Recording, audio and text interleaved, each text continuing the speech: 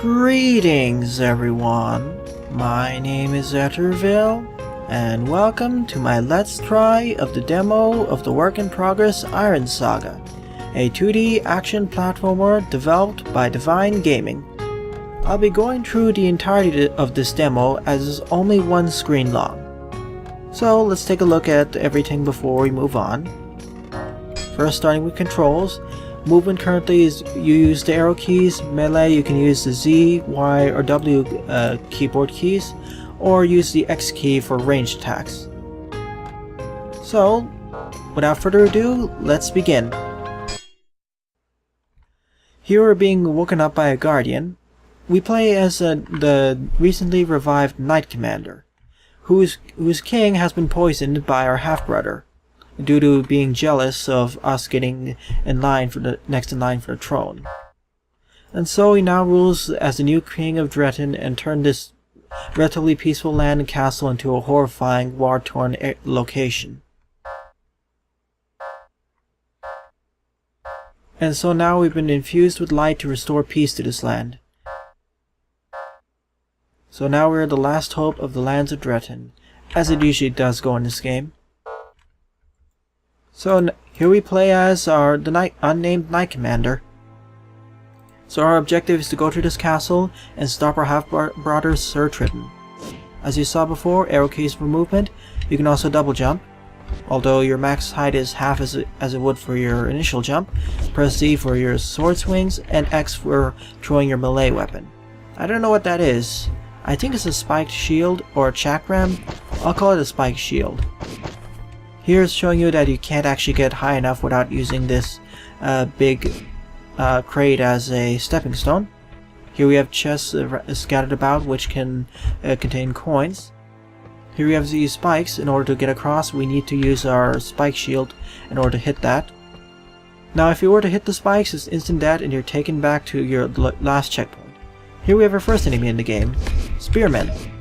Spearmen are pretty simple. They'll just rush towards you with their spear. They deal relatively low to decent amounts of damage. They can be a little bit hard to hit with your sword because of their longer range, so I suggest using a ranged weapon to weaken them and then hit them with your sword. If you get good enough, you can hit and run them like as such. What not shown here is that if you're above their position, they will jump up and try reaching your position. So they can juke you a little bit, but they're the easiest enemies to deal with in this game. Let's see if I can demonstrate it. There we go. As you may have noticed, it tried jumping up in order to reach me, but of course I was at a too high position. Plus, with my double jump, I can outjump him. Here we have the first trap, the spears. They'll take out a half of your life upon hit. Here's the next enemy type, mages. Let me show you. Their hit does about 1/3 of our health and damage. They aren't that bad to deal with as they're pretty fragile in terms of melee, and because we can easily take them on with melee sword swings. And we can also reflect their fireball projectiles at them, and it'll usually deal a little less than half the amounts of damage. So you can destroy them with just 3 deflected fireballs. Or if you're like me, just race right in front of them, hit their fireball, make them get hit by themselves, and then easily dispatch them with a few sword swipes. And if you upgrade your spike shield, you can destroy them more easily as well. Once you reach this, you know you are at a new checkpoint, and you'll respawn there after that. Now I'm playing this game on Newgrounds instead of Game Jolt, mainly because I found some weird lag issues that appeared on Game Jolt which don't appear on Newgrounds. It's probably just on my end, but when I'm not recording, I don't have these lag issues, strangely enough.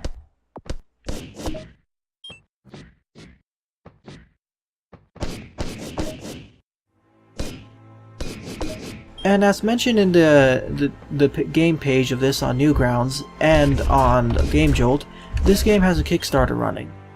It is asking for only a relatively minor amount of money, but there's certain concerns I have with this title before I suggest investing in it. But I'll go into that in more detail. As mentioned in the Kickstarter page, they're hoping for an experience where the levels are going to be relatively large and labyrinth, with a lot of places to go and a lot of secrets to collect, as well as more tough enemies with a more variety of patterns. As in this demo, we only have 4 enemy types that we can battle. We already saw the Spearman and the Mage. Here's our next type, the Armor Knights or whatever. You cannot hurt Armor Knights from in front of them, because their shield will block all melee attacks. You can, however, use your spike shield ranged weapon to hurt them through their shield. See? Completely immune to damage. If you get hit by it, it does a truckload of damage. These Armor Knights can easily kill you in just 3 hits. So make sure to be on your guard. But as long as you can let them charge after a while and jump over them, you can wail on them at least 4 times with your sword swings, throw a boomerang, and you'll be able to easily dispatch them. Just don't let your guard down. Oh, and you may have noticed, my life bar is slowly recharging on the top left part of the screen. You do have regenerating health in this game, but it recharges at a very slow rate, so it isn't really that good in battle. It's best when you're traveling from stage to stage. And in boss fights, it's barely useful. Alright, I got enough gold. Here you can visit the blacksmith, whose rooms are scattered across the castle. You can purchase steel, mithril, crystal, onyx, and dragon-based weapons. So I'll be upgrading my ranged weapon, so now I have a steel version. Sadly, you cannot purchase anything more than the steel weapons in this game. The main reason is I actually tested this in my test runs. When you try getting over 12,500 pieces of gold, if you get 100 or anything slightly more, the game will automatically set it back to a maximum of 12,500. So you can't collect mithril weaponry, sadly, and I don't think you can use cheat engine to get around this either. So that's kind of unfortunate, but I guess it's to gate content and so you don't completely destroy the balance of this game. But from what I've seen, they're just damage upgrades. There isn't any other upgrades you get from purchasing these items. You just get better amounts of damage, which is nice, but I would like the more different effects like fire, etc. Here are archers. The archers are actually more dangerous than mages in some way because the projectile fire is a lot faster. And it can deal the same amount of damage as an Armor Knight's ramming attack, so they can easily make minced meat out of you if you're not careful.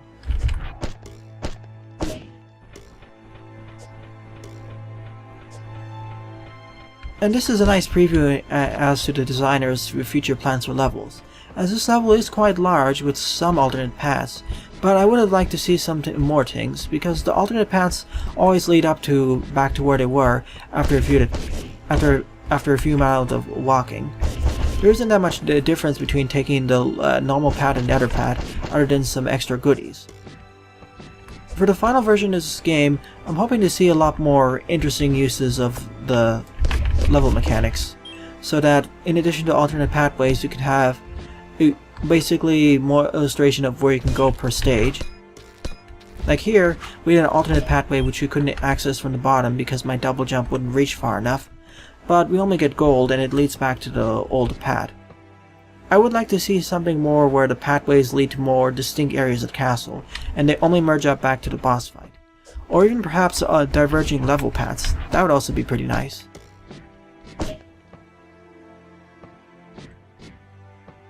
But alas, this is the work in progress alpha demo of this game, so I can't fault the developers too much yet. But as the developers are asking for money on Kickstarter, it is a little bit concerning how should I say it? Right now this game feels kind of average, or I've seen a lot of this thing done in other games. Sure, the controls are tight and the 4 enemy types are relatively used well, but this is very easy to... Oh, that was bad. But the enemies shown here, the level layout shown here is relatively easy and very standard fare from other platformers. We don't have any moving objects relatively other than the classic moving platforms. what I'm saying is we've seen this done before time and time again, so it feels a little bit concerning because I don't think other people would like to donate to another Kickstarter title with the deluge of other titles already coming out with more interesting mechanics. I would have preferred if we could see some more mechanics shown in this game. Otherwise, I'm concerned that this game will not be able to get the funding it needs. Oh sure, the final game is only going to be $2 to $5 in purchasing price, but to get people to donate to the Kickstarter itself, more needs to be shown in order to interest viewers and potential donators and buyers. It is solid. We also have these disappearing platforms, but I would like to see more, and perhaps more enemy types would have been nice. Perhaps having 8 more enemy types and a bigger stage would have been nice. Like, show what the viewers you're trying to promise. Like, right now most of the paths merge back into each other, but I would have preferred to see something where the paths had more separate areas and we had secret abilities or secrets that we can unlock. Something to interest the backers more. We have the 4 fantasy classes with the spearman, the archer, the mage, and the heavily armored warrior. But we really need something more. Perhaps maybe bats or other enemy types, monsters, zombies, something that is a little bit harder to hit, something more armored, a faster unit. Something to make it stand out and show better how this engine and game works and flows. I mean, the spearmen jump, but I would like to see them jump more often, making them much more of a nuisance to deal with. And for some reason the screen has a transition over there. I don't know what that means, but I think there's a... oops. And there's my first stat. As shown over there, once you die, you're taken back to your last checkpoint without any penalties currently. You're taken right back to max health, and you don't lose any gold. I presume that'll be changed in the final version. But alas, I'm at my total power, maximum power for this demo because I have all the steel equipment. And perhaps we can have other items as well, like right now we have a steel greatsword, or whatever that large sword is, but perhaps we could have a shield where we can reduce our attack power but be more immune to ranged attacks. Something to add more variety to this game, and more choices. I do like that there's some gotcha moments like here, but as I keep repeatedly saying throughout this video, I would like to see more stuff in general before I recommend this title. It is fun, sure, but in comparison with other Flash titles, this is very generic and kind of falls behind, other than being good controls, as the graphics aren't really anything to write home about. Sure, I do like the graphics, they're relatively decent, but it feels like the usual retro graphics that are often repurposed, reused, and nothing really stands out about this. To be fair, it's the intercastle background, but there could be something more done in order to make this better stand out. Like make the background less of a bricky environment, make the spikes more hazardous looking. A lot of things can be done in order to make this game better. If this game improves its demo, I will come back to take a look at it and show some of the changes. But alas, this is stage 1 of the game, so of course they have to introduce you to the mechanics. But even then, perhaps it would have been better to show a little bit tougher stage to see, to show how well the designer knows and what skills they want to show off in the game. And here is a barrier which you can only break using your normal sword. Technically, if you don't have the steel ranged weapon, you cannot hurt this barrier. You'll only be able to hurt it with your bronze greatsword, or whatever your base level sword is called.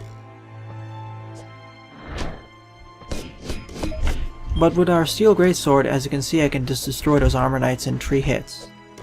Hopefully the final game won't be that easy. Well, I suppose not. There'll have to be some balance changes.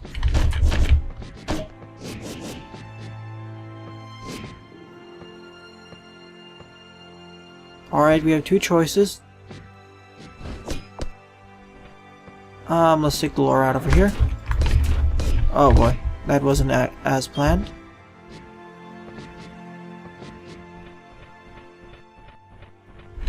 I don't really need treasure, so I'll just move on forward.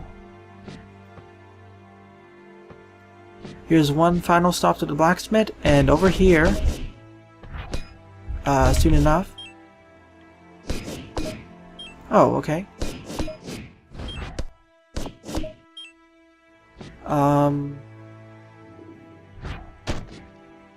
There we go. Over here is the boss door. So here will be the first boss of the game, and where the things get a little bit more interesting. Though, not as much as I hoped.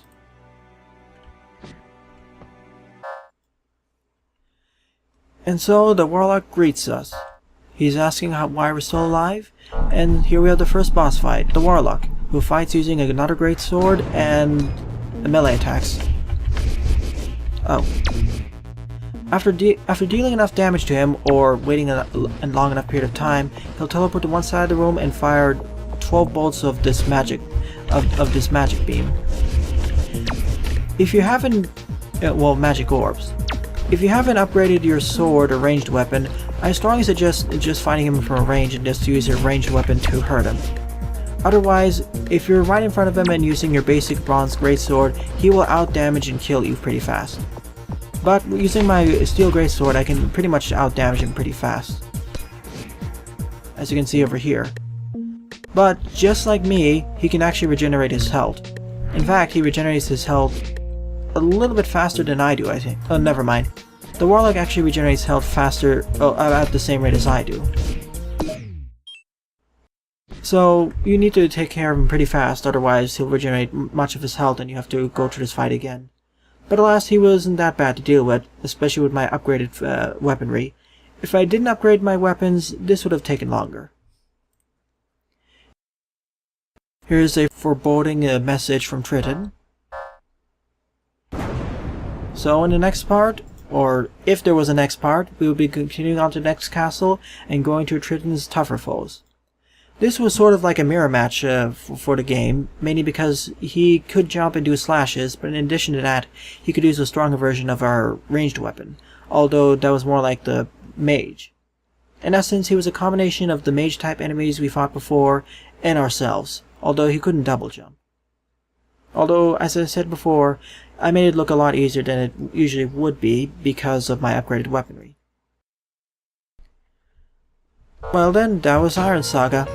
I'll put a link to the description below of the Newgrounds, Game Jolt demos, as well as a link to the Kickstarter page, whose campaign is still running at the time of the recording of this video. So, as I said throughout this part, I would like to see more of this game before I fully recommend it. Sure, the controls are solid, and I do like the enemy types, and I do like the somewhat alternate paths that lead back into the original path, which have goodies.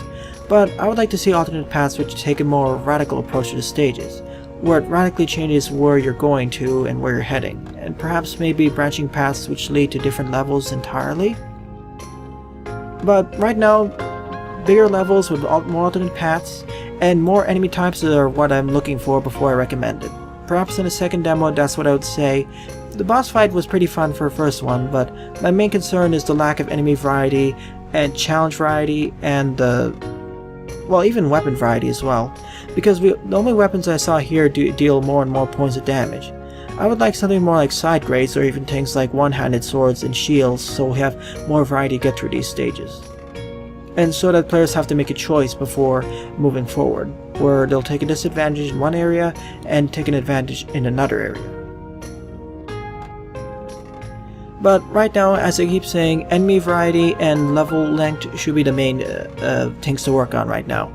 Add more alternate paths, add more enemy types, and add more level hazards as well. Maybe things like chandeliers, more crazy platforms where movement is over a lot more spikes, and probably more traps which deal less points of instant death. And more puzzles in general. We already had the simple puzzles where you have to throw your ranged weapon in order to hit the switches from afar, but I would like to see that taken further so you can get more complicated puzzles. Well then, that was my demo of Iron Saga. Thanks for watching, and have a nice day. Toodles!